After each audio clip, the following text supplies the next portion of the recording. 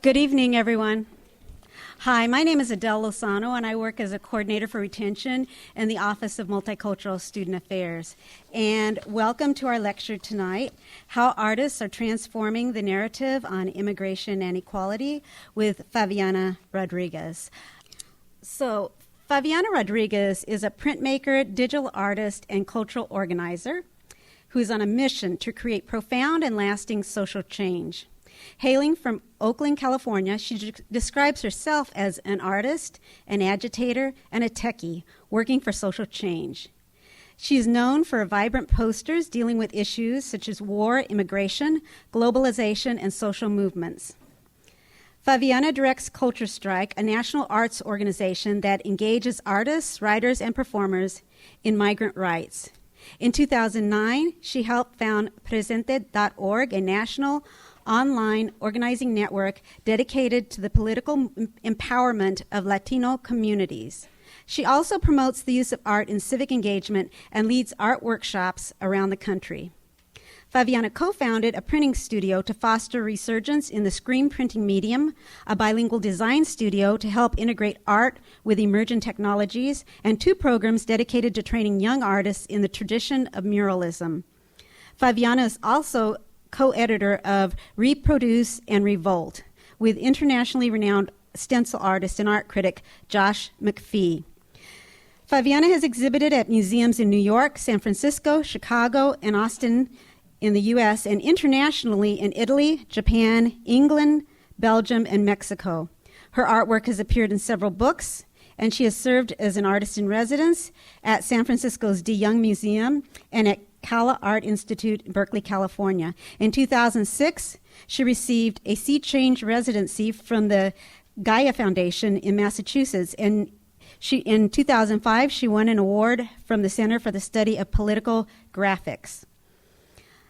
Fabiana's presentation is co-sponsored by the Latino Heritage Committee, which is a student organization that plans and coordinates Latino Heritage Month, along with the Office of Multicultural Student Affairs, the College of Agriculture and Life Sciences, the College of Design, the College of Engineering, the College of Human Sciences, and the Multicultural Student Programming Advisory Council, also known as MISPAC, and the Committee on Lectures, which is funded by the government of the student body.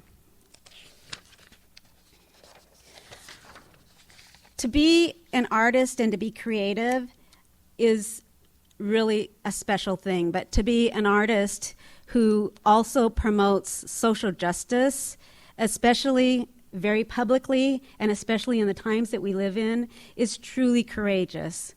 So that's why I feel like we are very fortunate to have this artist, agitator, and techie here on our campus as part of Latino Heritage Month. And by the way, she told me this is the first time she's been in Iowa, so I feel really proud that we're the first university in Iowa to invite Fabiana to speak. So please help me give a warm welcome to Fabiana Rodriguez.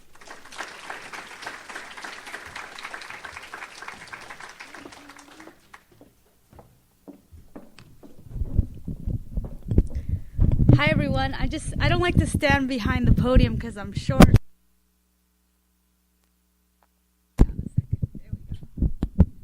There we go. Can you guys hear me okay? Awesome. I'm just going to stand over here, otherwise you can't really see me. Thanks so much for having me. I'm really excited to be here. It is my first time in Iowa, and actually, before I got invited, I was tweeting out. I was like, hey, if anyone's in Iowa, I've never been there. I was making a list of everywhere I've been. I haven't been here, so I'm happy to be here. I'm going to tell you a little bit about my story growing up, what I've learned. I really hope to inspire all of you to be creative, but also to just really do the things you love and understand that it's really important. The state of the times really requires us to be extremely creative with how we tackle things. And hopefully, you get inspired by my lecture. So first, I want to really encourage you guys to tweet and tag me and take photos. I'm on social media all the time. It's important we can move this conversation into the web. That's my Twitter handle. Tag me on Instagram. You can follow me, and you guys all know how we do it nowadays. It's all social media, so please, I won't be offended if you're like typing into your cell phone. It's all good. So I want to start a little bit with my history. These are my parents. My parents immigrated to the United States in 1968. I was born 10 years later. And, one of the reasons why I address immigrant rights in my work so much is because as the daughter of immigrants, immigration policy has shaped my experience since the time I was a little girl. Now, who remembers what was the year that we had the last cycle of immigration reform? What year was that? Anyone know their immigration history? Okay, the last time there was immigration reform in this country was in 1986, and Reagan signed the immigration bill. At that time, there was 3 million undocumented people in this country. How many undocumented folks are there today? 11 million, okay? Back then, I was 8 years old, there was 3 million. Now, it's important to say this because you all remember Ronald Reagan was a Republican, and also he was one of the worst presidents in the history of time. I mean, he was in denial about AIDS, really anti-gay, completely, privatized a lot of our systems.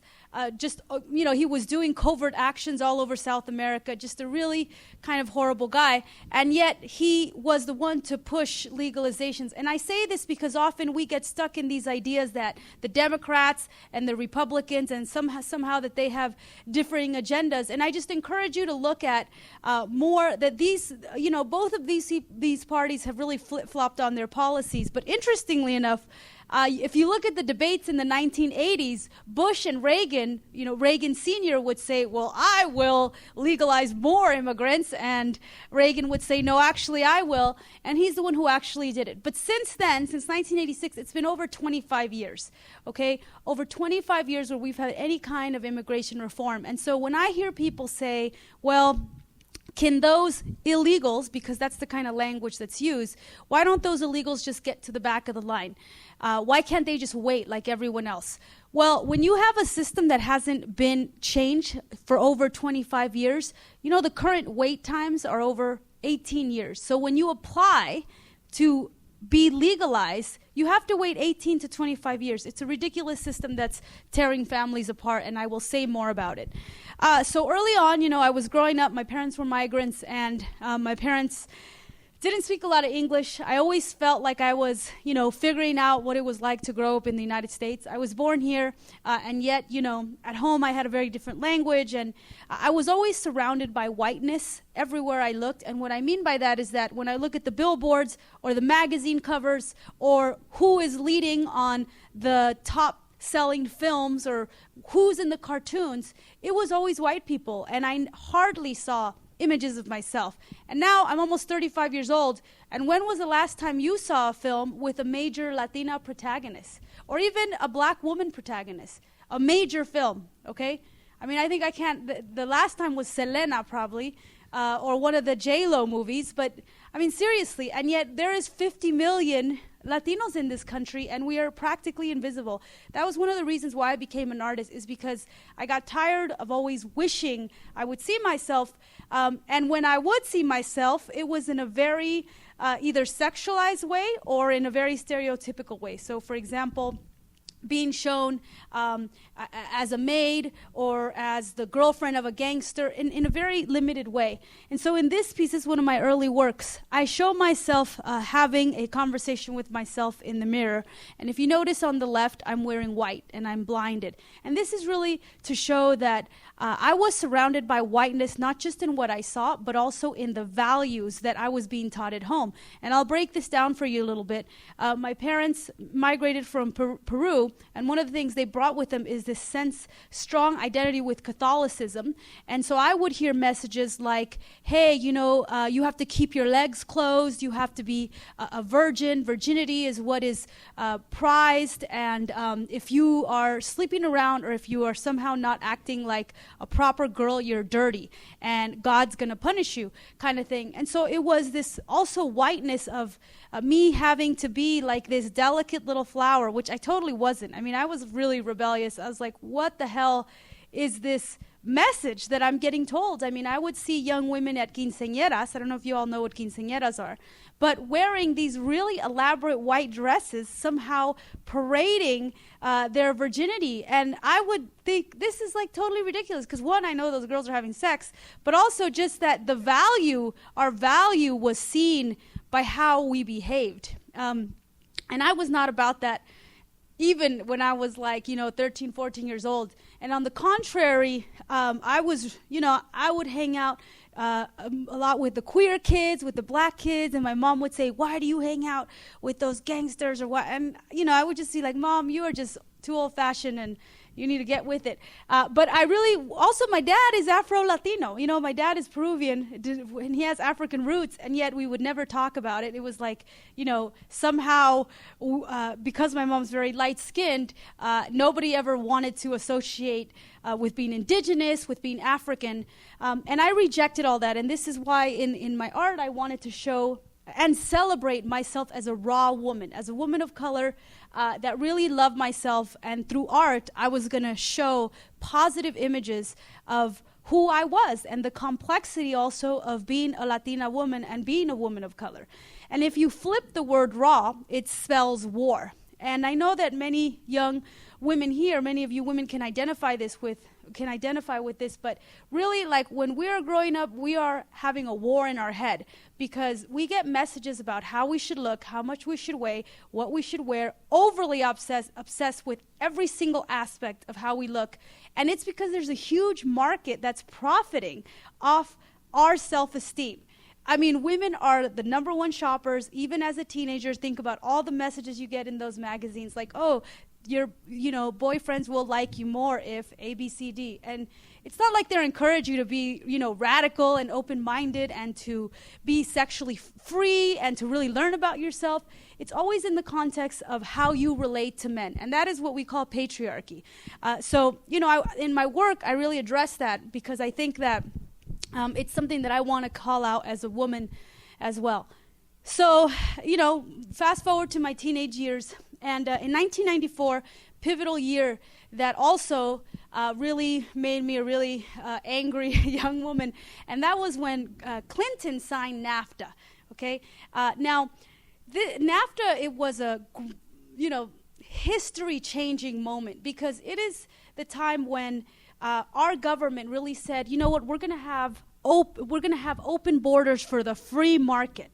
We need the Walmarts and the Home Depots and all these big multi-million corporations to go abroad because that's what good development is. You all know that what happened later is an economic disaster and the jobs leaving left and right, our worker rights being eroded. But NAFTA was a pivotal point because it signified globalization, okay? And it signified a moment when the borders no longer existed for the movement of capital, money, okay? Now, it didn't include the movement of people, and this is where I think you saw the system start breaking down. What started happening at the U.S.-Mexico border? Also in 1994, they began to build the wall. And so if you think about it, here they were saying, let there be free trade, Mexico, U.S., Canada. We are going to be exchanging capital and importing and exporting, and yet workers go where the capital goes. I mean, that is a simple process. The border was being militarized and walls were going up. Also in that year in California, where I live, Governor Wilson introduced the first anti-immigrant law based in a state, okay? So this was also pivotal because anti-immigrants began in California. I mean, Governor Wilson began a process that would extend throughout the entire country, and that is that they would say the feds are not taking care of this immigrant problem, and these illegals, because illegals started being used in 1994, they are bad workers, they're criminals, and you would see this image of men crossing the border. I don't know if you guys are too young to remember this, but they would show you on TV men running across the border or men in trunks of cars, and they would say, you got to fear these brown people because they're going to invade you. And they, over the process of 20 years, successfully managed to create a very anti-immigrant country. And saw that happening when I was a teenager, and I really felt like the hate. I mean, you could just feel like what they were saying between the lines is that these dirty Latinos are going to take over your state, and they're undesirable. You don't want them. And it was a very racist message, of course, but, you know, as an artist, I picked up on that, and this is also one of the reasons I became an artist, was because I think that when you can enter someone's imagination and help them perceive things differently, that's where the real power is. And so Governor Wilson and all the anti-immigrants, when they say to you, these illegals are bad, these illegals are bad, there comes a point in your subconscious when you actually believe that. And you will vote the way, you know, according to these lies. It's the same thing with how people perceive young black men. It's the reason why you have a society in which the lives of young men of color, especially young black men, are not valued, because on the media we see these images of criminal, criminal, criminal, and people believe that and they fear it. And that's exactly the work that I'm trying to undo, is to really get into people's subconscious. This is an anti-war piece. In a lot of the work I do, I'm also, you know, fiercely anti-war, and really looking at how there can be Black Latino unity, because so much of what we're facing is very similar. I mean, I don't know if you know, but the fastest growing prison population is now immigrants, okay? And they're just like they are profiteering off the incarceration of young black men. Private prisons are also profiteering off immigrants, and it's a really sad state of affairs. I don't know if you all have heard of the school-to-prison pipeline, but it's basically that prison corporations will assess test scores at 4th or 5th grade in order to determine how many prisons they're going to build. So they're looking at behaviors of young children and then saying, okay, based on this is how we're going to track prison populations. And there's a straight up what is called school of prison pipeline, where you see young kids of color overwhelmingly get suspended, get disciplined in really ways that are clearly showing institutional racism. And then you know what happens once you're in the system. I mean, the system wants you there. They will make money off you. They want you there. And the chances of you not going back to jail or to prison is very low. So in my work, I really try to draw these connections and also really show how our struggles are actually very interrelated. And I think that one of the things that politicians do so well is that they pit us against each other. And so they say, okay, you know, young white workers in rural United States, the reason you don't have jobs is because those Latino immigrants are taking your jobs. Well, they don't say that those Latino immigrants often get paid at less than minimum wage, exploited. The number one killer in the United States, the job, is in the meat industry. And guess who's in the meat industry? Over 90% undocumented workers. So when they get their arm ripped off or they break a limb, can they file for workers' comp? Do they have a case? Not likely. And so in reality, we are trained, I think, to see the problems within ourselves without understanding that how the heck did we get to an economic system where the top 2% controls 98% of the wealth. I mean, you know, even if G&E and AT&T and Bank of America paid their taxes, you all would be paying less in student fees. It's just that we are so, you know, the corporations really are I think a common enemy. And when you think about, well, dang, how come I can't get health care? How come my friend is losing their food stamps or my student fees are going up? What you should look at the rates of CEO pay and look at how much some of these corporations have paid taxes, and it's ridiculous. You know, it's just it really shows you, I think, where priorities are, and this is why I think movements like Occupy, and this is why I make a call to all of you to really try to challenge that, because at the end of the day, you know, this is coming out of all of your pocket, all of our pocket. The bailout of the banks, the fact that people are largely uninsured, is things that we pay for, not the Walmart, not the Bank of America's, not the Citibanks. So I want to show you this chart just so you can have an analysis and an understanding of how this actually can work, how being an artist actually can change the world, and really shift power. So, who makes laws? Your elected congressmen and women make laws, and the president makes laws. And they are in something called the inside game. Okay, here on the left we have action, on the right we have ideas, on the top we have elites, and on the bottom we have the masses. So, inside game, DC is getting heavily influenced by lobbying money, right? Money, big money. Folks who are saying, you know what? I'll give you, if you're on my board, if you're on the Walmart board, you will get $250,000 every year. And we want you to vote our way. We want to make sure that you vote against union laws and you make sure that you keep that minimum wage down. So the inside game is influenced by lobbies. The elites are able to influence through money, okay? Now, what do we have? We have people power. We have the ability to go to our congressmen or elected officials and say, hey, you know what? We voted you in for a reason. You need to represent the people. However, it's very important to know that money power and people power, sometimes money power can speak more than people power. And this is why, even though it can be super boring to call your congressman, it's very important for people to be politically active, because at the end of the day, you elected them. Or I hope that you all vote if you can, but this is an important part of the political process, right? So action, what do I mean by action? Okay, so if we are to say, we all know right now that in the United States, students are super broke, okay? Students are so broke that it's very hard for students who are graduating to have a full-time job and to go live on their own because they are inundated with debt. We all know that. I'm sure you know that from talking to your friends. So all of you probably, if you heard of, I don't know if you heard, I think there was a senator or the president, I think, introduced, Elizabeth Warren introduced something that said, you know what, we have to alleviate student debt. And so when we're in the space of actions, we are thinking, what laws do we change now, right? For example, gay marriage, same thing. Gay marriage is a winnable law. We need to change that law so that people can have justice, right?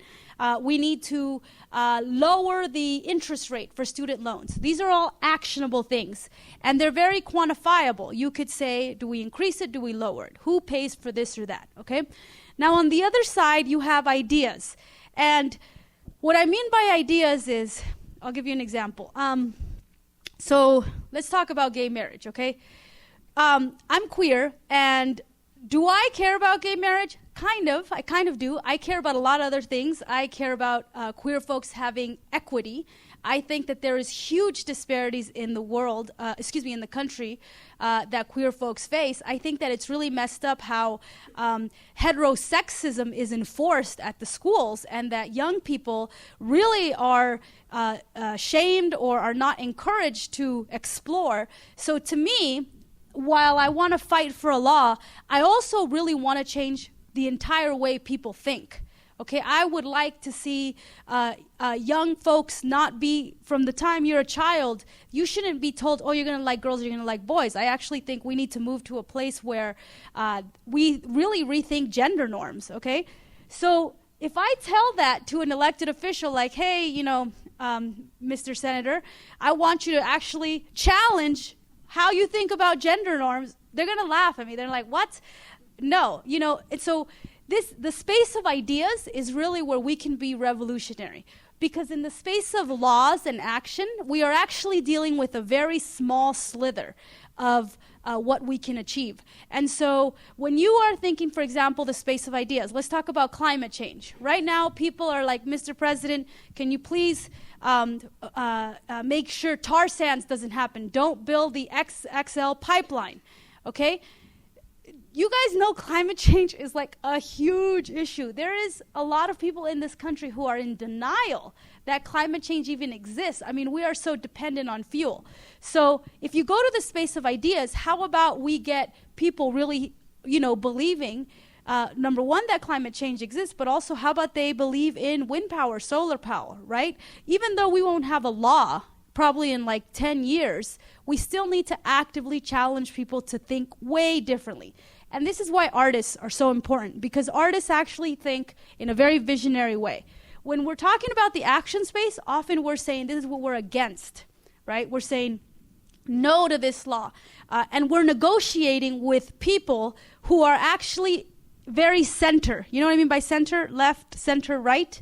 They're very center. They're what are politically moderates.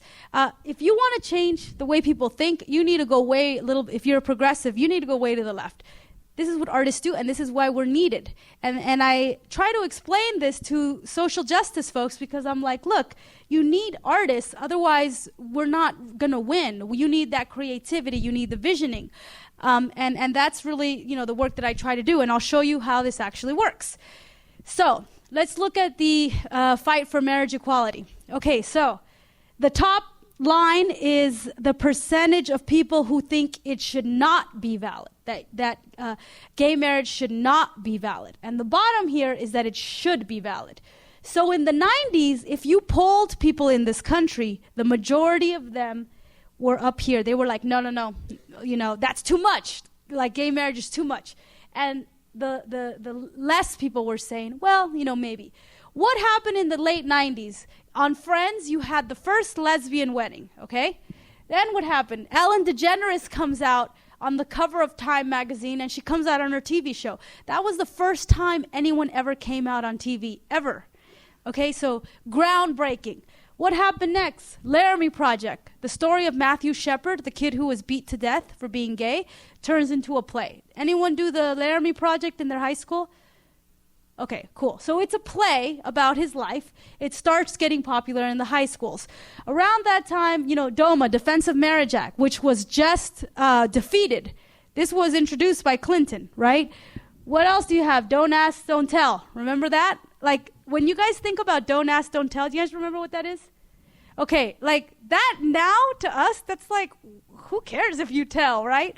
But think about back then, Americans were like, don't ask, don't tell. Like you don't even talk about it. It's so crazy how much things have changed. What else? Rachel Maddow on TV, first openly gay news anchor, right? It Gets Better Project, which I'm sure all of you have heard about. Macklemore, have you guys seen the Macklemore video, Same Love? Okay, it's hella good. It's so good. I love that video. Okay, so look what's happening to popular opinion. Look what's happening on why popular opinion is slowly changing. And this is, look, did we have a policy win in any of these years? No. I mean, we were actually getting our butt kicked. Prop 8, right? So what I'm trying to prove here is that there came a point when when the majority of Americans said, okay, gay marriage can be legal. And that only happened after people went through a cultural mind transformation. And that is that culturally, gay marriage became acceptable. In fact, it even became more normal than it was in the 90s. So that is exactly what, the arts can do. And I'm not talking about visual arts. I'm talking about film, video, comic books, graphic novels, dance, techno music, DJs, raves. Every single thing that you consider a cultural moment can actually move you. And it does. So that's the cover in 1997. It's like if you saw a cover like that today, you would be like, okay, yeah, whatever. Whatever, you're gay. Who cares? But this was 97. That was like the story. And this is the cover in April 2013. This is before the defeat of DOMA, okay? So look what it says. It says, the Supreme Court hasn't made up its mind, but America has. And that is that we hit a moment of cultural shift. And we can do that. It's not impossible to get people to think differently, but it does take time, and culture is the way you reach them. Because if you tell people, here are the statistics, blah, blah, blah, people don't really care. People want to be touched on an emotional level. Now, I definitely have a problem that this is a very white picture of gay marriage, because I think if they would have put like two black men kissing, people would have freaked the hell out. But that's really sad that on the racial justice tip, we are way behind. But I want to show you this example so you understand how this kind of transformation happens. I'll keep showing you some of my work. So with these ideas in mind is why I do the work that I do, why, I'm not just thinking about making things that are beautiful. I'm thinking about things of how we change our behaviors. And so in the case, for example, of in black and brown communities, in Latino and black communities, and increasingly in Southeast Asian communities, the number one killer is food-related diseases. That means that we are increasingly diabetic, we're getting heart disease, high cholesterol, all these things that have to do with what you eat are the number one killer of black and brown folks, okay? And when you grow up, where I grew up in Oakland, California, in East Oakland, you can just drive all throughout the boulevard and you will be bombarded with Jack in the Box, Wendy's, McDonald's, all this like really trashy food. Because at the end of the day, that food is not gonna sustain you. It's actually gonna give you a lot of diseases. And so even though it's cheap, it's 99 cents, it's actually very costly on you, your body, the environment, on the workers. The workers are not unionized workers, they're getting exploited. So I wanted to make this post to show men of color eating greens, you know, something very basic of us eating whole food like fruits and vegetables, because we don't see this image of ourselves. You know what you see on TV? I see all these commercials, like I think it's Arby's or something, or Carl Jr., where they show like a guy and he's like on his couch, and then he looks over at the kitchen and he's like, nah. And then he's like, I know what I'll do. I'll go with fast food. And then he gets on his car and he goes to fast food and he's just like munching into that big burger. That's such a, like, that is the perception that men are told is like, you know what, you don't need to cook. That's a woman's thing. You just go get yourself a burger. And especially, we don't get positive image of men cooking, men gardening, you know, learning how to eat whole food, being healthy. Think about it. I mean, do you guys see a messaging to you, targeted at you in your age demographic, that's about you all really taking charge of your health? Not on TV. I mean, overwhelmingly, you get fast food advertising. And so I really wanted to say, look, cooking is self-determination. This is ultimately about our survival. Because if you don't take care of your body, you are, you know, that's pretty much a big chunk of what you have is your health.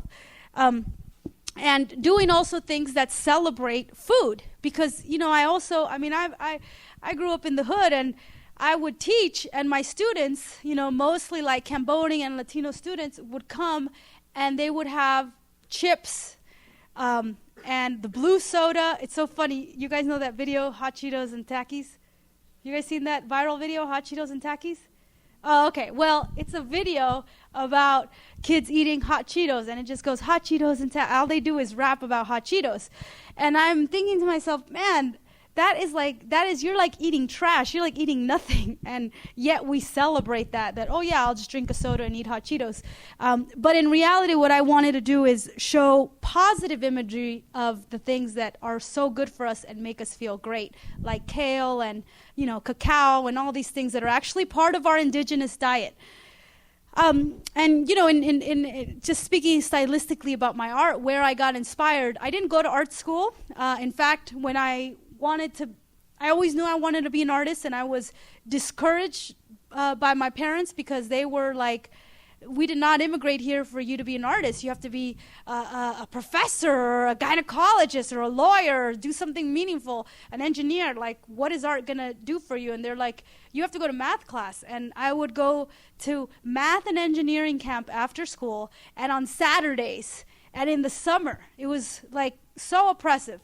But, you know, I would still do art on the side. And when I turned 18 and I went to college, I think that since my parents were super strict and they were like, control, control, control, you're not going to do art.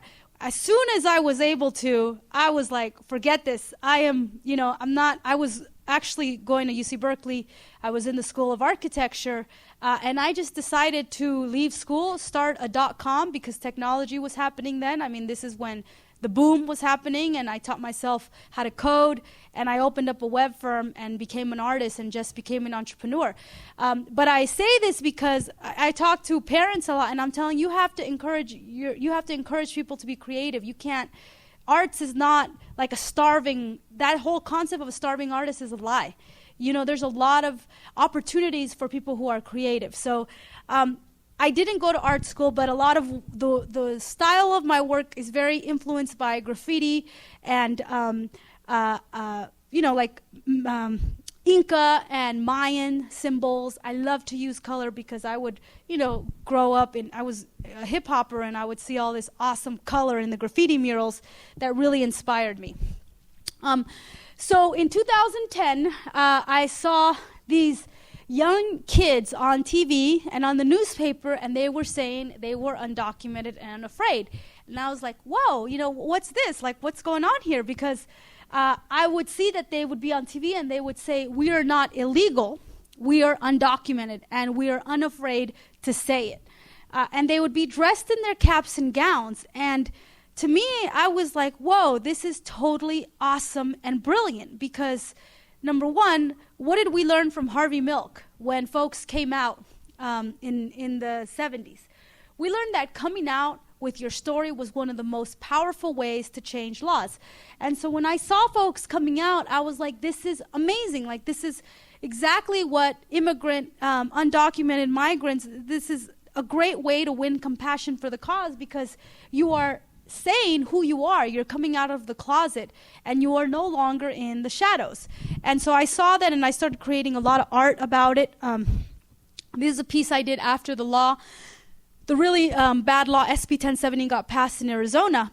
And, it's something that I've been doing ever since, really in the work that I do around immigration, is thinking about how do we tell the story about immigration in a way that is not so, like political, right? It's about women. Immigration, you know that 3/4 of immigrants to the United States are women and children, okay? What else? A lot of women actually have a really hard time getting their papers. Youth have a really hard time getting their papers. Luckily, we had a little bit of President Obama passed something called DACA, but we have a ways to go. This is an example of how folks use my art in some protests. They blow it up really large, and it really becomes a symbol for people. And I think that that's the power of art, is that sometimes people are feeling something collectively, but they don't have a way to show it. And that's where you as an artist can come in and write that awesome poem or that song or that work of art and really capture that moment and get people excited. This piece, no human being is illegal. So one of the most powerful aspects of culture is language, okay? So you all grew up when the word gay was being used in the news. In the 80s, they would call gay folks homosexuals. People don't use that word anymore. But that's what was being used. So then GLAAD came around and said, no. That is a clinical word. That's a bad word. You use the word gay. And there was a fight. There was a whole fight with the AP, Associated Press, and with television and all that. And GLAAD was like, we don't want you to use homosexual because that's a word that has negative connotations. We want you to use the word gay. And they won. That's why today, you don't hear that word homosexual. It's like such an ugly word. I don't know. It's just like feels very clinical. It's the same thing with the word illegal. Okay, so I don't know if you guys have ever gone on Wiki and like looked up an immigration thing, but you could see that the anti-immigrants go in there and they cross out undocumented and they say illegal. The word illegal is a very loaded word because I'm sure many of you follow laws, and when you hear the word illegal, you think of a lawbreaker, you think of a criminal, right? In reality, doesn't our Constitution say that nobody is guilty until they are found guilty in a jury or in a court of law, right? You can't say that someone is guilty until they've had their day in court. So how can you use the word illegal when no one has broken a law? You can't break a law until you have your day in court. You understand what I'm saying? And also, the word illegal is only used for immigrants because when you have bankers who are ripping off Americans, are they called illegal bankers? No. People who are using steroids, are they called illegal athletes? No, they're not. The word illegal is a very racialized word. It's a hateful word. And it's also inaccurate because, you are not there. This is actually, I'm saying exactly what this says. No human being is illegal. You can't be illegal. And so that's why there's a fight. right now, I think, some of the press has agreed to do it, except the New York Times. But there was a fight where many of my friends were asking the AP, don't use that word, use undocumented, and they won. Except the New York Times has not, I think the New York Times has not yet agreed to not use it. This is the butterfly that I created around the concept of migration is beautiful. So if you all, growing up, all you hear is on TV, what's his name, O'Reilly and Glenn Beck and all these really hateful guys say, illegal, illegal, illegal, they're taking your jobs, illegal, illegal, illegal, murder, murder. Okay, you probably have negative associations with migrants. Many of your grandparents were probably migrants. I mean, in fact, if you are of European descent, Europeans are migrants to this land. And so I wanted to show that migration is actually a beautiful thing. I mean, hello, Statue of Liberty, give me your tired, give me your poor. Immigration is a part of the United States. It is what has defined us. And so when did it become such a ugly, negative thing? I work with young people, with children, creating their butterfly wings. I do art activities, which we'll do tomorrow, of using the butterfly, because the butterfly also means transformation. But it's a beautiful thing. And what would it look like if, in 5 years from now, when people thought of immigrants, they thought of a butterfly. They thought of a really positive, beautiful symbol. And we're like, you know what? Your mom crossed the border so that she had a better life for you. And that's a beautiful story. That's a beautiful act of human courage.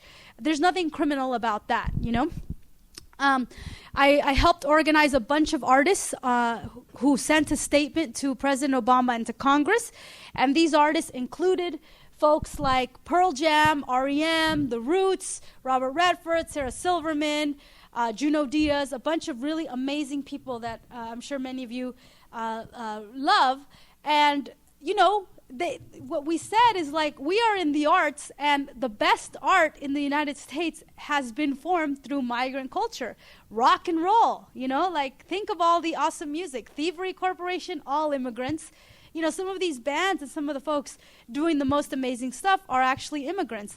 And so, Pearl Jam, there's Shepard Fairey, who shared the butterfly, Russell Simmons, also saying we need immigration reform because, we are artists and we want to see a different kind of United States. Doing a lot of posters. This is the National Educators Association who created these posters for their classrooms, says dreamers welcome. Just like when you have a pink triangle, it means this is a safe place. Same thing with the butterfly. We're trying to make it so that it's kind of like a safe place. A lot of street art. It says there, migration is natural. And you know what? Migration is natural because our human condition, we migrated through the Bering Strait from Africa. We are migratory people. It is in our DNA to migrate. And so, I'm trying to bring it back to the basics. And of course, if I tell a politician, hey, you know what? No borders, they're going to laugh in my face. But as an artist, I feel like it's important to put those ideas out there. This is a piece I recently did about the Postal Service. I'm really involved also in labor rights, working a lot with Walmart workers who are fighting, the Walmarts.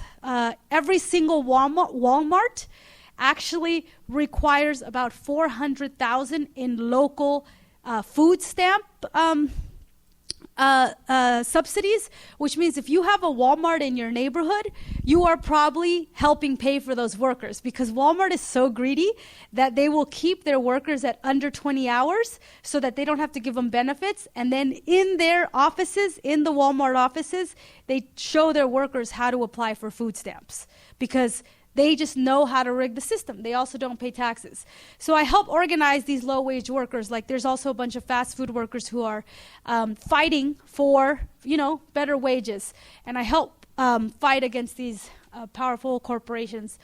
And I'll close it out with my reproductive justice art.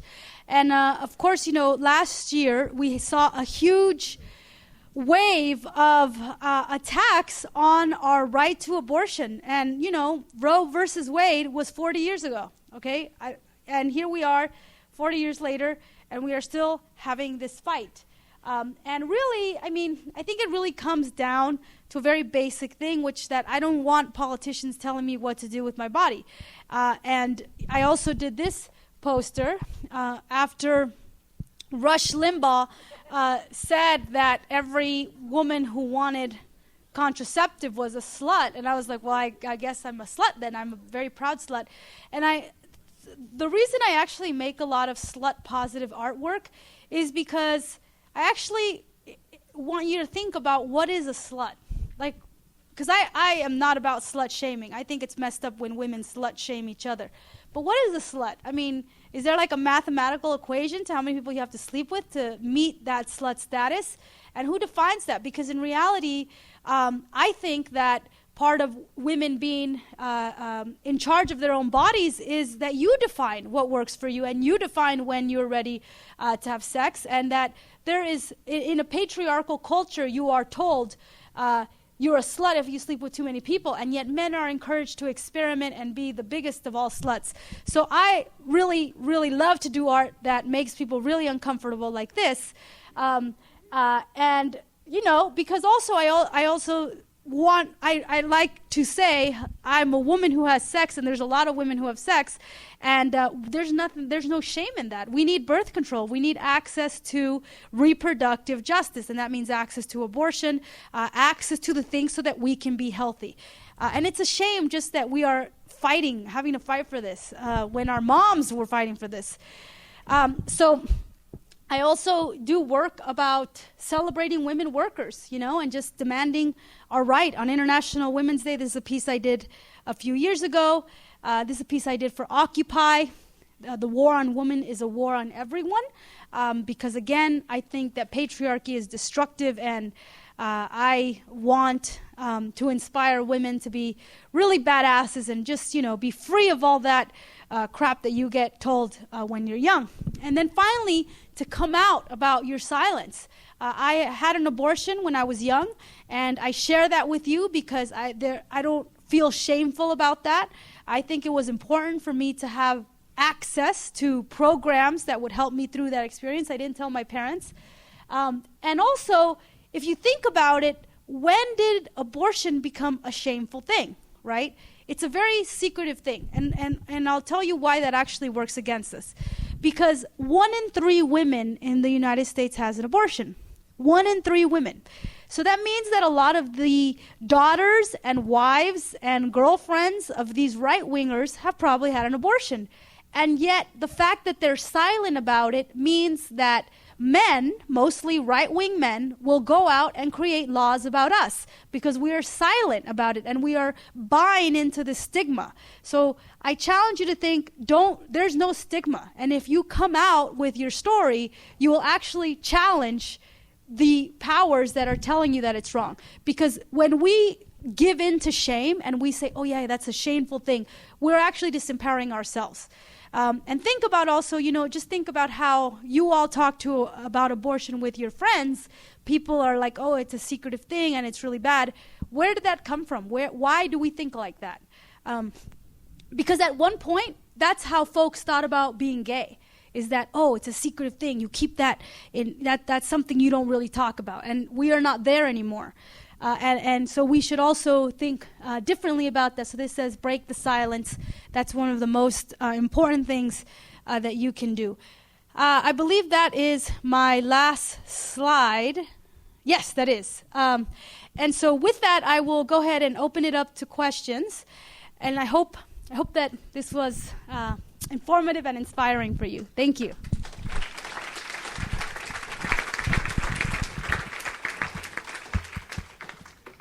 If you guys have any questions, feel free to just come over to the microphone.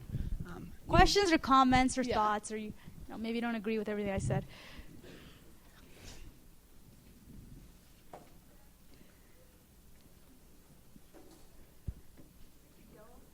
No, I think you can just yell it out or, yeah. On one of your pictures, I don't remember what it was like a sign on a building.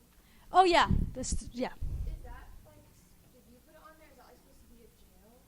No, I'll show it to you. It was Bars on the windows. So I didn't know if that meant anything. that one. Yeah. No, I just was doing street art. That's in Charlotte. No, but I actually couldn't see anything. It was like midnight when I put this thing up. I didn't even know it had bars until you told me, but that is amazing because you're totally reading it in a very different way, and that's great because that is what art should do. But no, usually when I go on street art missions, I just try to find walls where folks that will drive by will see it. What do your parents think of you as being an artist? Oh, well, now it's really interesting because now I mean, my mom and my mom especially is like a super progressive woman. I didn't say this, but my mom was very homophobic when we were growing up. And my brother, who my mom didn't see for 31 years because when he was born, he was adopted. My brother found us when he was 31. And by the time he found us, he was already an openly gay man. And so when my mom realized that, she's like, I can't, I haven't seen my son in 31 years. I'm not going to be all homophobic. And then she started going to all the parenting classes. She was really active against Prop 8. And now, she sees like my Pussy Power poster and she's just like, oh, Bobby, she's just like, I don't know how you can talk about that, but it's cool. She's very, The other thing is like my mom has had to get used to the fact that I'm a very non-conventional dater, which means that I don't have like a monogamous relationship, and you can imagine what that would be like for your mom to realize, oh my God, my daughter is not going to get married to a guy and have kids. She's going to date like all these people at the same time. That was very hard for her, and she would actually slut shame me. She would say like, oh, how that's embarrassing to me that you are, that you're so open about your sexuality. It makes me look bad. And she would have a lot of pain around that, but I would tell her that, I already get hated on in the outside world by sharing these ideas, and I really need my mom and my family to back me up. And at the end of the day, she was having the problem. I'm happy dating different people and being queer and being open, and she was having the problem. So now she's like all good with it. Now she's like, oh, she just has transformed the way she thinks. And this is why I think it's important for all of you to share your stories with the people you love the most, including your own family, because that's how you will transform people, because they love you so much that they will be like, okay, I'm going to challenge how I'm thinking about it because my son is coming out, or my daughter just told me that she had an abortion, or, my daughter likes guys and girls. I'm going to challenge myself. Yeah.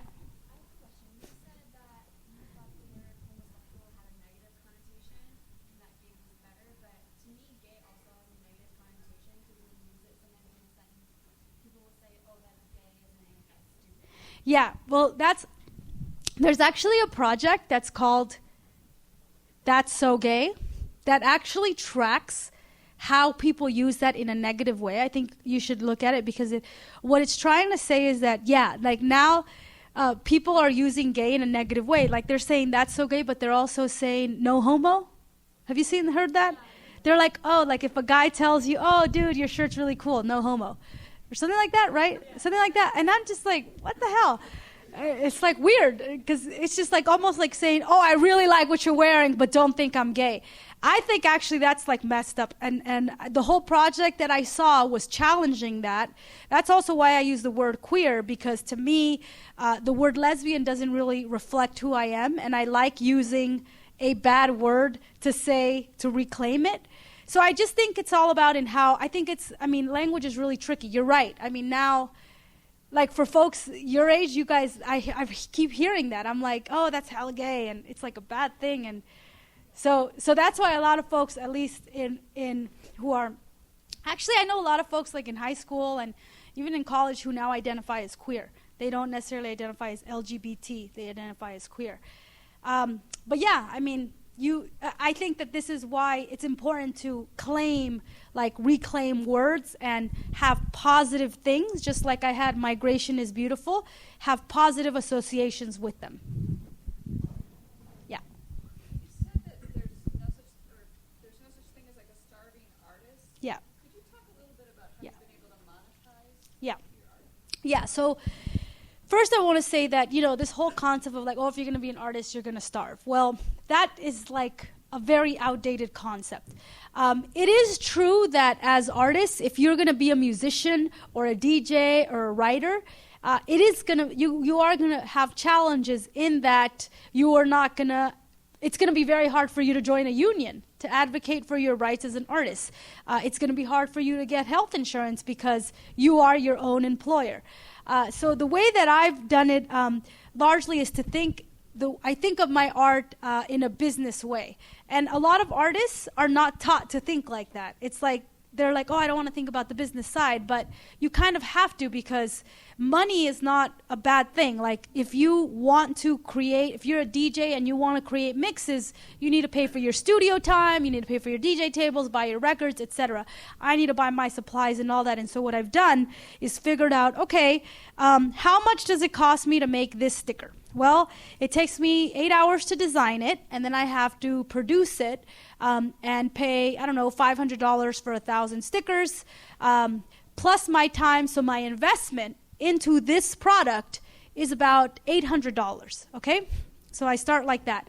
And then I say, okay, well, if I have 500 of these, how much do I have to sell them at so that I can cover my expenses and also make a profit?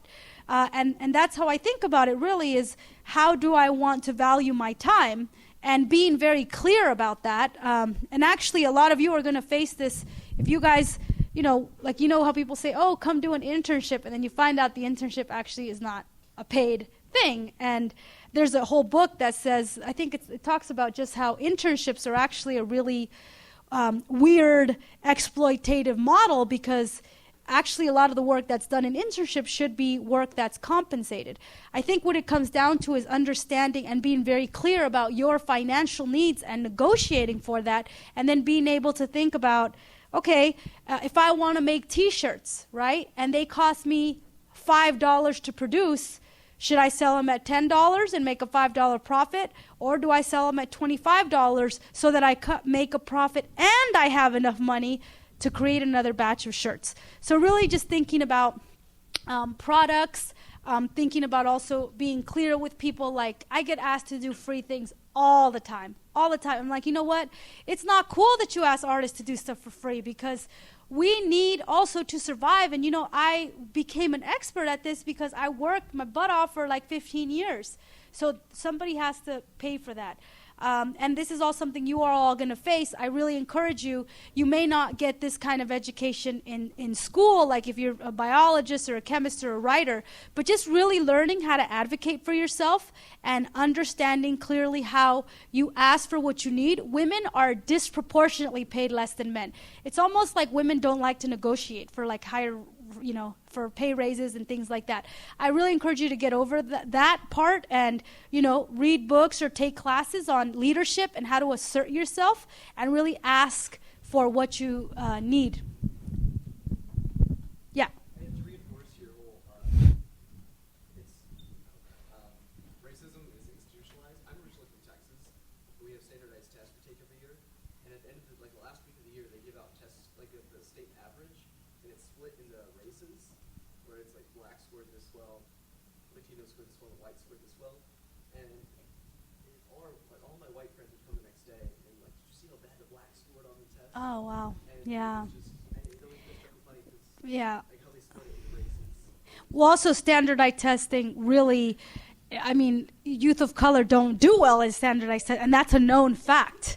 And also, the problem with standardized testing is in a lot of school districts, they're like saying, oh, well, you're not going to get your budget if you don't meet the standardized testing goal. And teachers have a hard time because a lot of teachers are like, standardized tests are like BS. These things don't assess a student's real value. In fact, there's a lot of teachers, like in Chicago, the Chicago Teachers Union is like saying, we don't want our kids to go through that. It's a lot of pressure on our youth, but also these tests do not reveal anything about whether or not they will succeed. So yes, you're right. There's that. There's also, if you look at suspension rates, you will see that overwhelmingly black and brown kids are suspended, like for doing little things. There's definitely institutionalized racism. Also, the biggest one is like if you are driving in a car, driving while black, or if you're undocumented, you're in the state of Arizona, the likelihood of you getting racially profiled is very high versus if you're in another state. Other questions? Okay, great. Well, I really encourage you all to come to my workshop tomorrow. It's going to be fun. We'll make some butterflies, and I have some stickers to give out if you would like one. I don't know if I have enough, but I definitely have some. I'll give them to you. And please tweet at me, Facebook me, and we will talk soon. Thank you. Okay, before you leave, let's give Fabiana another warm thank you. And before you all leave, we have a gift that we want to give her as a thank you, a token of our appreciation for coming to Iowa State. So I'm going to ask Sandy Velasquez, who is the president of the Latino Heritage Committee and has worked very hard with her committee to put on Latino Heritage Month events, will present this to you. Let's show it. It's Somos Iowa State. We are Iowa State. This is a T-shirt that the students designed for the Latino Leadership Retreat, which happened this weekend. So thank you so much. And thank you for joining us tonight.